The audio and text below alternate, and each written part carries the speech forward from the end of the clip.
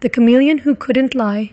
Deep in a jungle where trees shimmered like glass and leaves acted like mirrors, there stood a secret theater made entirely of light and illusion. This was the Color Shift Playhouse, where animals from every corner of the world came to watch magical performances that changed with emotion and color. The star of the show? Cami the Chameleon. But Cami had one small problem. She couldn't lie, not even a little fib. Other chameleons could shift their colors to match emotions, or even to hide what they felt. But not Cami. If she was nervous, she turned purple. If she was sad, deep blue. If she saw something wrong, she blurted it out before she could stop herself. That line was too slow. His costume is backward. She forgot her cue.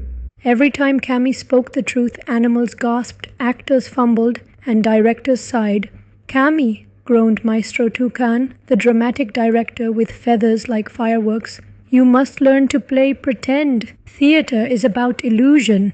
But what if the illusion is broken? Cami asked softly. Then we fix it quietly, said Maestro, shaking his feathery head. The next big show was called The Crown of Echo Vine, and it was the most dazzling production the mirrored jungle had ever seen. Lights, fog, enchanted props, it had everything. Cami had a small part, the glowing spirit of the vines. All you have to do, Maestro said, is float on stage and say your one line. No extra truth-telling, no blurting. Cami nodded nervously. Her scales flickered pale yellow, uncertain. But as rehearsal began, something felt strange. The backstage curtains whispered, the enchanted props shifted out of place, and the fog machine hissed more than usual. Then Cami saw him slink, the jungle's sneakiest snake, slithering near the control box. He wasn't part of the cast. Cami gasped. There's a snake backstage. He's messing with the effects. The actors froze. Maestro Toucan fluttered in a frenzy. Cami, the drama is on the stage, not off it. No, really. Look, she pointed, her scales turning sharp warning red. But when they turned to look, Slink was gone. Enough interruptions, Maestro barked. One more outburst and you're out of the show. Show night arrived. The mirrored trees sparkled under moonlight. The theater was full of animals in their finest feathers, fur, and scales.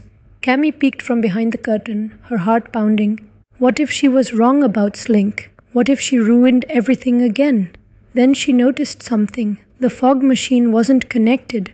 The lights were humming oddly, and the magical vines that were supposed to dance midair were coiled in a strange shape like a trap.